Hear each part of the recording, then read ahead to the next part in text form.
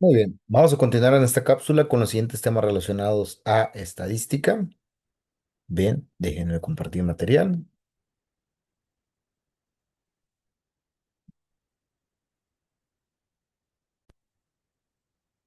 Bien. Ahora, vamos a ver descripción de variables. Dice, en general, cualquiera que sea el tipo de variable, para resumir, ya definimos en las anteriores cápsulas que es una variable, existen tres formas de realizarla. Uno, por medio de, que corresponde a una tabla formada por columnas, tablas de frecuencia donde en la primera columna se anotan los diferentes valores de la variable, clases o categorías, y en la siguiente columna los diversos tipos de frecuencia que en su momento los mencionaba como un registro de observaciones con respecto a los valores asociados a cada una de las observaciones. Por frecuencia absoluta se entiende el número de individuos que pertenece a una misma, de una misma clase. La segunda, mediante que, con recursos pictóricos que permiten ilustrar mediante un dibujo gráfico ad hoc lo que aparece en la tabla de frecuencia. Existen diversos tipos de gráficos y el uso de cada uno depende del tipo de variable a que representa. Y tres, con que corresponda a parámetro o, según se trate, medidas resúmenes, estadígrafos de una población o una muestra, y que sirve para mostrar posicionamiento de los datos, medidas de posición medias de dispersión o el grado de concentración de datos. Es decir, son las maneras en que se puede representar una variable a través de a través de una expresión tabular, ¿verdad? O una concentración de los datos en una tabla, a través de una expresión gráfica y a través de una expresión gráfica de las medidas en este caso, las medidas de medición de los datos, ¿verdad? No solamente de cómo se están comportando en cuanto a cómo se presentan. Esas posibilidades de presentación de datos pueden ser elegidas de forma excluyente o complementaria, incluso las tres simultáneamente. A continuación, se explicará de manera en que es posible resumir cada una de las variables. La primera dice medida a través de tablas de frecuencia cuya estructura puede ser así: la estructura de valor, la frecuencia de cada uno de los valores agrupados y el porcentaje acumulado correspondiente puede ser de cada uno. A veces hay una cuarta columna donde viene el acumulado. Dice donde FDI es la frecuencia absoluta, HDI es el tamaño de la población, es el tamaño de la población en la frecuencia relativa, ¿verdad? Bueno, en este caso podemos ver, por ejemplo, una primera parte que es la categoría que viene a ser, por ejemplo, raza, hablando de animales, pastor alemán, doberman, labrador, pequinés, poodle. Viene, por ejemplo, la frecuencia de cada uno de los valores. Por ejemplo, se registraron 38 pastores, 12 Doberman, y así viene, 3, 44, 23. Viene el acumulado al final, que son 120 la sumatoria. Después viene el porcentaje de correspondencia. Si en este caso dividen 38 entre 120 y saca uno de los porcentajes.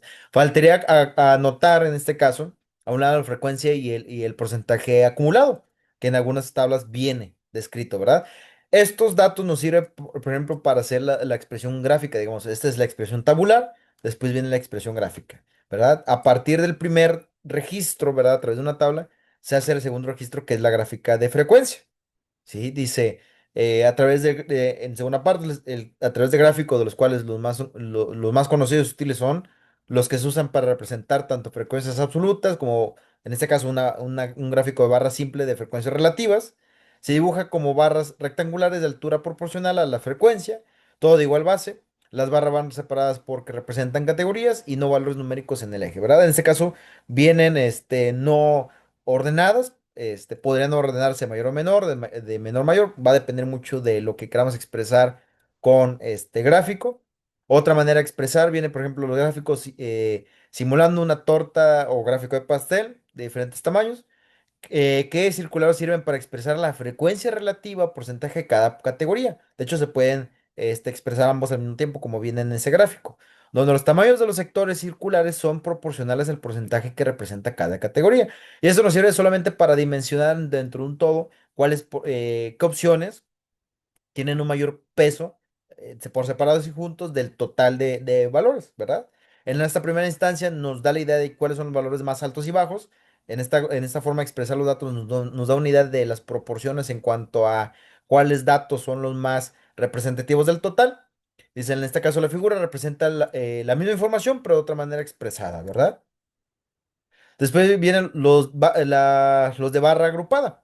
y sirven para representar frecuencias absolutas o relativas cuando existen subdivisiones dentro de cada categoría, como se ilustra en el siguiente gráfico, ¿verdad?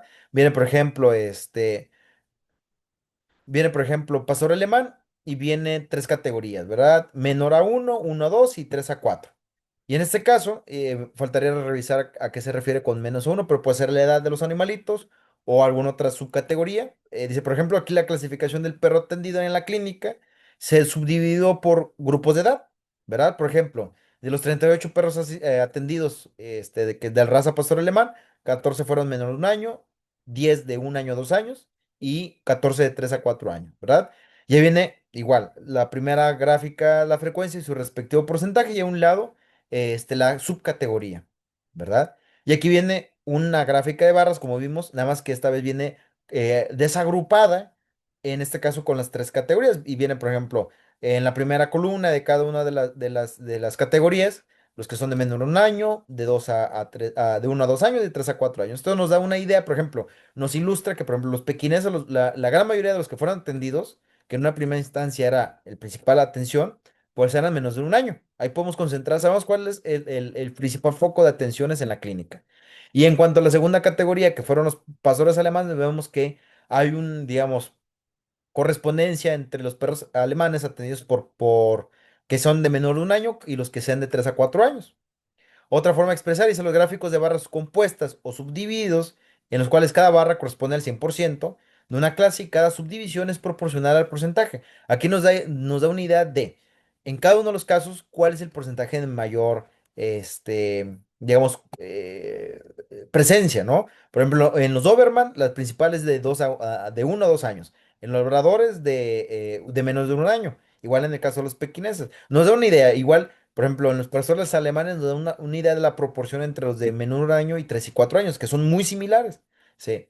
La misma información proporciona que representa cada subcategoría. La misma información de la figura 4.3 se representa en esta. Digo, son maneras de presentar la información. O sea, nótese que cada barra tiene la misma altura, independientemente de la frecuencia que ésta representa, hablando del gráfico de porcentajes. Este tipo de gráfico no es de utilidad cuando el número de subdivisiones es mayor a 4 porque se empieza a ver un poquito muy pegado a la información, ya que la comparación entre las categorías se hace más confusa. Los gráficos de línea casi siempre están vinculados a las variables de tiempo, asociadas al eje de abscisas. Como su nombre lo indica, estos se forman al unir los diferentes puntos en el tiempo por medio del segmento rectilíneo.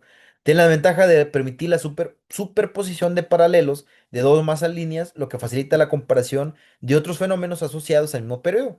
En la realidad es una representación de una variable continua como el tiempo. Aquí ven otro ejemplo de cómo se expresa los datos. En este caso viene una serie, dice un ejemplo, se muestra en la figura 4.5 donde se representa la evolución del índice bursátil, que en ese caso es el dato que se está expresando como en el eje de las Y hacia arriba, con relación de una variable, en este caso una variable de tiempo, que es la de los meses, ¿verdad? Esta clase de gráficos nos permite ver el comportamiento, o de mejor manera ver la variación de un dato a través de un segundo dato de interés. En los anteriores no hubo forma de ver, nota la variación respecto a categorías, pero no puntualmente cómo varía conforme digamos, una variable en común. En este caso sí, vemos los datos con relación a una variable tiempo, ¿verdad? Aquí hay otro ejemplo de cómo se pueden expresar. Viene una misma tabla de frecuencias, en este caso en relación a lesiones. El porcentaje correspondiente viene la frecuencia acumulada y el porcentaje acumulado. Dice en la tabla, la frecuencia 52 corresponde al número de hojas que presentaron dos lesiones, ¿verdad? Cuyo valor porcentual es del 13%. Este acumulado serán 300, que indica 300 hojas hasta hasta la lesión número 3. Y el 57% de las últimas columnas dice que el 57 de las hojas se concentró en las lesiones, ¿verdad? El gráfico a utilizar para representar estos datos se denomina gráfico de varas, que consiste en ubicar sobre el eje horizontal XY y XY y trazar sobre este valor una línea perpendicular o vara de altura proporcional a la frecuencia. ¿Verdad? Que es otra forma de mostrar una gráfica de barras, pero a través de esa gráfica, en lugar de barras, varas, ¿verdad? No hay gran dificultad para expresarlo. Otra forma de mostrar el comportamiento de los datos a través de un histograma que es un gráfico de frecuencia no acumulada, ¿verdad? Aquí viene, por ejemplo, unas categorías, dice productos kilos por árbol, viene de 60, de menor o igual a 60 y menor a 75, 75 90, 90 105, así viene, y las frecuencias correspondientes. Esto se representa en un gráfico histograma, que es de gráfico de barras, pero ordenado de acuerdo a una categoría, ¿verdad? Que en este caso es la categoría de la producción y peso. En este caso viene no organizadas o no ordenadas de mayor a menor, y aquí viene ordenadas de mayor a menor, de menor a mayor, perdón. No, en este caso nos permite ver, uno, en el primero donde se acumula la información, que en este caso logramos apreciar que en el 112 es donde se acumula. Aquí es para ver qué información está en los extremos, en lo particular. Bien, con eso estaremos cerrando esta cápsula y continuamos con los siguientes temas en la siguiente.